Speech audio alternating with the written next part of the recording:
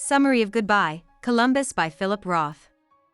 Neil Klugman, who is 23, lives with his Aunt Gladys and Uncle Max in the late 1950s in a working-class Jewish area in Newark, New Jersey. One summer day, Neil's cousin Doris takes him to the Green Lane Country Club in Short Hills, New Jersey.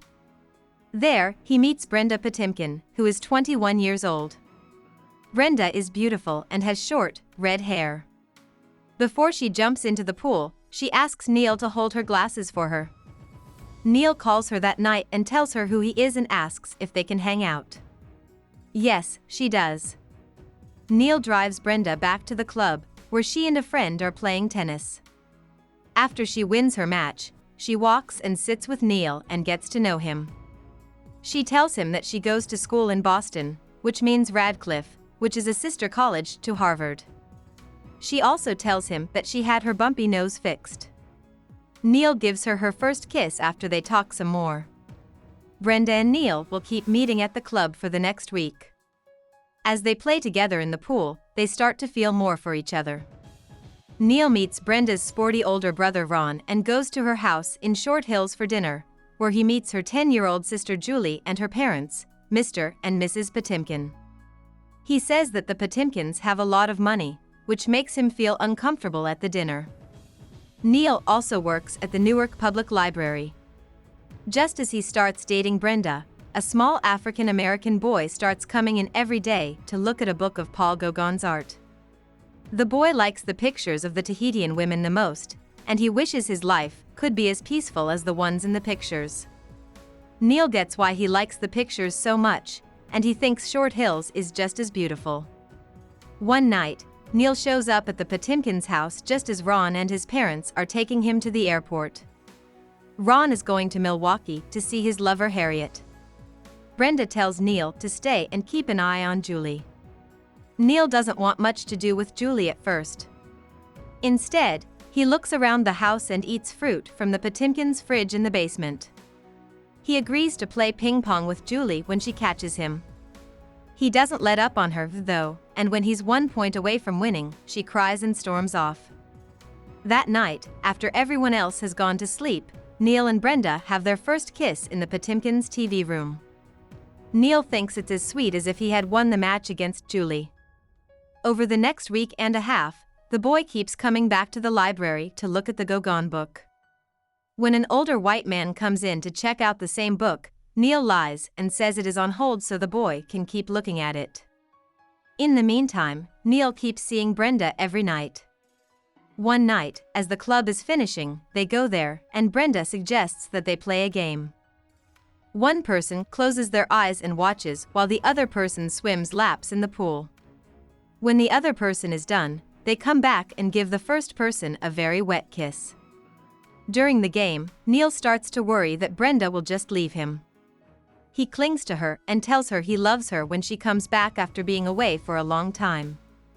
Neil and Brenda spend the rest of the summer doing many different things together, like swimming, walks, driving, going to basketball games, dancing, and almost every night making love. One day, Brenda suggests to her dad that Neil stay for a week at the end of August, and Mr. Patimkin accepts.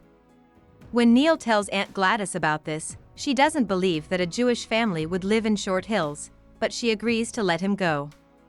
On Neil's last day of work before his holiday, an older white guy comes back to ask about the Gauguin book. Neil tries to help the little boy again, but the bigger man angrily walks away. As Neil drives to Short Hills that night, he worries that the old man will complain and he'll lose his job. But then he sees that he doesn't want the library to be his life anyway. When Neil comes home, Julie tells him that Ron just got back from Milwaukee and is getting married to Harriet in 2 weeks, on Labor Day. So, the Patimkins start planning the wedding right away. Neil puts his things away in the guest bedroom, but he and Brenda make a plan for Neil to sleep in Brenda's room and then sneak back into the guest bedroom in the morning. While Neil puts his things away, he hears Brenda and Mrs. Patimkin arguing about how many people they have over. Mrs. Patimkin says Brenda is lazy. Brenda is upset when she gets back to Neil, but she tells him that Mrs. Patimkin just doesn't like her and is worried about Ron's wedding. Brenda also shows Neil a room next to the guest bedroom where all of the Patimkin's old furniture from their old house in Newark is stored. She tells him that Mr. Patimkin hid $300 in there for her if she needed it, but when she can't find it, she tells Neil to make love to her on their old sofa. The week goes by, and Brenda and Neil keep doing the same things, like running together on the high school track and getting into and out of her room every night. Neil starts to notice that the way he dresses and acts is making him look more and more like Brenda. Brenda then makes plans for Neil to stay for another week, until Ron's wedding, which is the day before Brenda goes back to school. Neil starts to think about marrying Brenda when Harriet comes, but he's afraid she'll say no. He instead suggests that Brenda get a diaphragm, but she is hesitant because she doesn't want to have to lie and say she is married to get one. He is upset because he would do a lot for her, but she doesn't do anything for him just because he asks. She walks away crying because it sounds like he doesn't care about her enough to get her a diaphragm. The next day, Neil runs a job for Mrs. Patimkin while Brenda and Harriet go to the city to buy clothes for the wedding. He goes to Mr. Patimkin's place of business. He sells kitchen and bathroom sinks to get silver patterns for the wedding. Mr. Patimkin tells Neil that his children are goyim, which means non-Jewish people. Mr. Patimkin says that when he got married, they only had cheap silverware, but that his kids have to eat off of gold. Neil points out that Mr. Patimkin says this with pride, not worry. Brenda and Harriet are there when Neil gets back to the house. Brenda tells him that she tried to get a diaphragm from the Margaret Sanger Clinic in New York, but hung up when they asked her if she was married. Neil keeps on her about going to the doctor together, and she finally gives in. Neil and Brenda go to New York City 3 days before Ron's wedding so Brenda can get a diaphragm from the doctor, even though Brenda is still upset about the thought. Neil goes to a church to pray while Brenda goes to work. He isn't sure if he really loves Brenda or if he is jumping into things. Brenda says she's wearing her diaphragm when she gets back.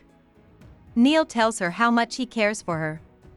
Neil and Brenda hardly see each other over the weekend because they are so busy getting ready for the wedding. Ron plays Neil a record the night before the wedding. It has his school song, he went to Ohio State University, and highlights from his final year, like the news of a basketball game he played in. At the end of the song, a voice says, "Goodbye, Columbus," and Ron hums along with it. Neil and Brenda dance at the reception while everyone else gets drunk at the wedding. Neil also talks to Mr. Patimkin's half-brother Leo, who is angry that Mr. Patimkin has so much money and Leo, who sells light bulbs on the road, has so little. He tells Neil that he can get some of that money if he plays his cards right and marries Brenda. At the gathering, Mr. Patimkin also tells Neil that if he and Brenda wanted to get married, Mr. Patimkin would be fine with it and Neil could join the business. Neil finds Brenda sleeping in the hotel hallway at the end of the night, and he wonders if he really knows her. He takes her to the train station the next day, and Brenda goes back to school.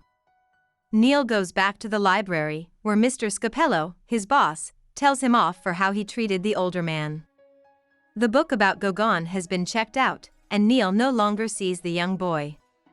Soon after, Brenda tells Neil that she has booked a hotel room for them if he wants to come up and visit her during the Jewish holidays. Neil accepts. Neil's Aunt Gladys doesn't like the fact that his parents are coming from Arizona for the holidays, but Neil is set on going to see Brenda. But when Neil gets to Boston, Brenda tells him that she put the diaphragm in her drawer, where her mother found it. Her mother is very sad, and her father told her she did something wrong. She has no idea how she could get Neil to come back to their house. Neil is angry because he thinks Brenda left the diaphragm on purpose so Mrs. Patimkin would find it and they'd have to break up. Brenda says this isn't true, but they both know that they can't stay together.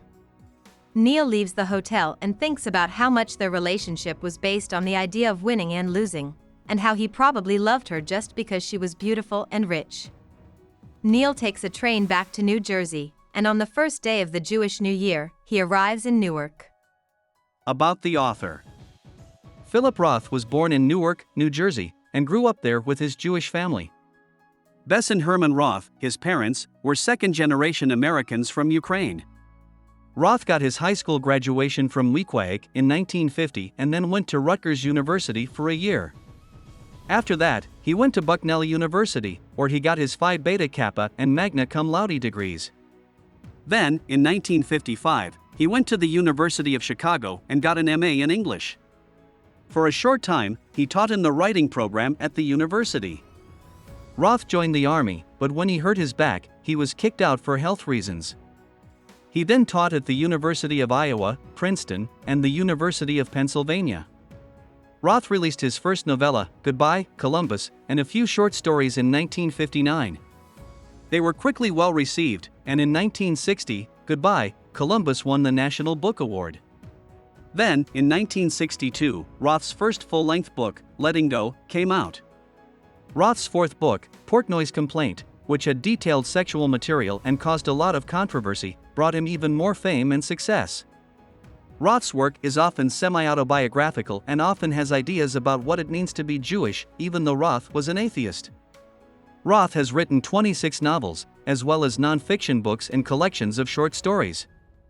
The Plot Against America, 2004, American Pastoral, 1997, The Ghostwriter, 1979, and The Anatomy Lesson, 1983, are some of his best-known books. Roth was the first author to win a Pulitzer Prize, 3 PN/Faulkner Awards, the National Humanities Medal from President Barack Obama in 2011, and the Man Booker International Prize for Lifetime Success in 2011. Roth married Margaret Martinson in 1956, but they broke up in 1963.